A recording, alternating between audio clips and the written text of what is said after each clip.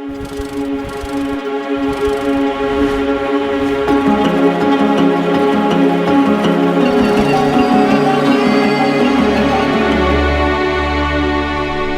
Israeli wine industry is on a mission. In this young nation with its 5,000 years of winemaking history, the future isn't waiting, it is being created every day. When you speak to growers and winemakers, many of whom have arrived in Israel from around the world, you can feel their pioneering spirit, a sense that they are creating something bigger than themselves, not only for today, but for generations to come. You feel among them a tension between competition and cooperation, a burning desire to make the best wine, but a feeling that they are all in this together. The future starts in vineyards, where the latest technology is employed. Israel is, after all, known as the startup nation and is famous for its agriculture. Israeli farmers are leaders in innovations and new technology, always pushing the frontiers of knowledge and challenging existing preconceptions. In a very Israeli way, we don't wait for people to give us things. If we need something, we go ahead and do it. The most technically advanced viticulture is practiced by Golan Heights Winery.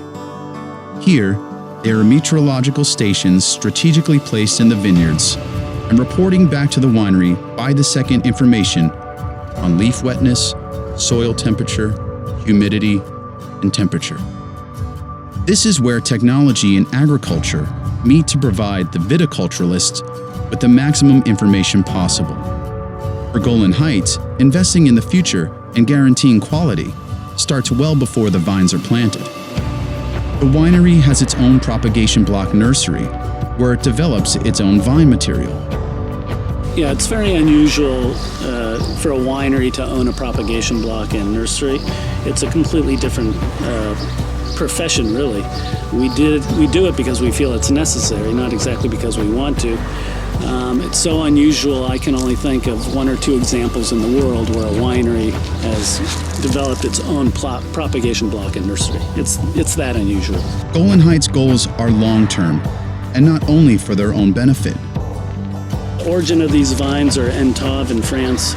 It's the best plant material that you can buy in the world, and so we want very intentionally for the Israeli wine industry to compete with the best in the world, and that's why we go for the best from the very beginning. And this is, the reflection of a long-term vision for ourselves, but also for the industry. For Yatir Winery, employing Israel's famed irrigation technology is a matter of necessity. Yatir is located in the Negev and is in a constant battle with the desert that relentlessly seeks to encroach on the surrounding area. It is a war that has been going on for thousands of years, the subject of the biblical command to make the desert bloom, and the dream of Israel's modern founding fathers. People not understand that the war against the desert was one of the states of mind in Israel, to take the desert back. Because in the past, the desert came very slow into the mainland. Now you want to take it back to the border, the really border.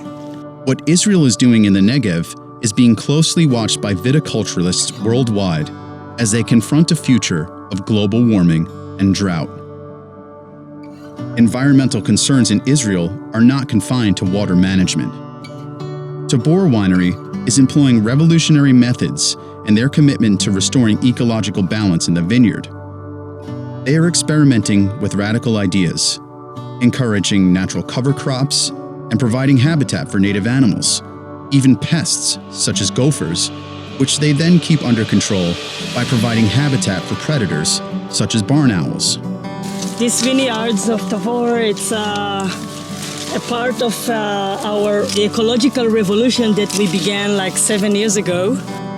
We were the pioneers because this is a kind of way of life. We believe on it. We believe that if you are working in agriculture, you have to combine with the nature that surrounds the vineyards. You can't work with monocultura. You have to increase biodiversity. The soil is much fertile now with a lot of minerals.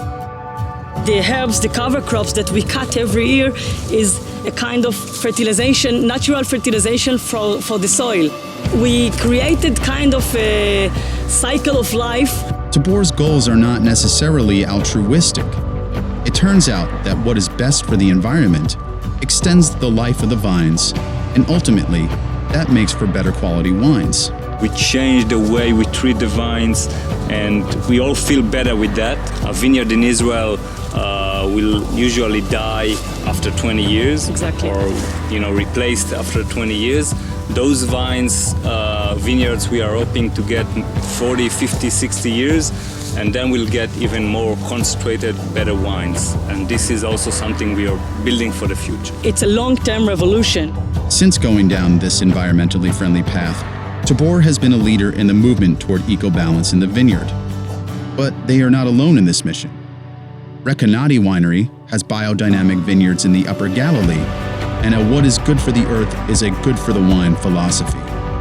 We do encourage cover crop and natural habitat of natural plants that are here, and we believe that without too much spraying and without too much fertilizing and too much addition to the ground, it will be a much better world. Everybody got to take care of his own little God spot, and this is ours.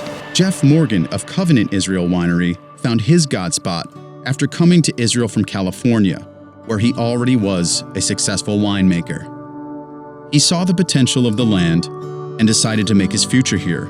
But I came to Israel in 2011 just to look around, and I came up here to the Galilee and saw these amazing soils, really extraordinary wine-friendly soils. And of course, we all know that winemaking kind of started here in the Middle East some, 5,000, 6,000 years ago. So obviously, something's working here, and I wanted to be a part of it. For Covenant Israel, the importance of the land means it must be preserved and treasured. Well, I live here in Sauvignon. This is my home. This is my land, and it's very important for me to work our land, but to have a look at it and to preserve it the way it is. So we try and make them live. We try and make them have their own cycle, and we believe this contributes to the soil, to the health of the vines, and in the end, makes better wines and makes a better community as well. For other winemakers, investing in the future means investing in people.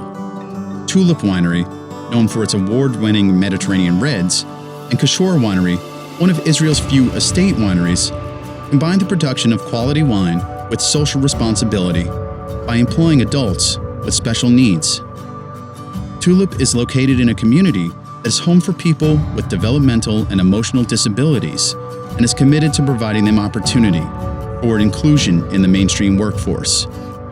They are the heart and soul of the winery. It's a unique settlement for people with special needs, and when I decided to open and to establish the winery, one of my goals was to do something good for the community, because I believe when you do good things happen to you. But whatever their chosen path to the future, Israeli wineries are united in the pursuit of growing better grapes and making better wine, and creating a distinct identity for Israel.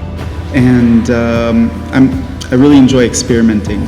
I really enjoy trying to bring to the table things that I like to drink, and also to bring some new ideas that are a little bit outside of our more traditional portfolio. A new generation of winemakers from wineries such as Maya, Dalton, Tulip, Covenant Israel, Barkan, and Segal are experimenting with local, indigenous, and Mediterranean grapes. They are employing both Old World and New World techniques across Israel's varied terroirs and creating the future of the Israeli wine industry today.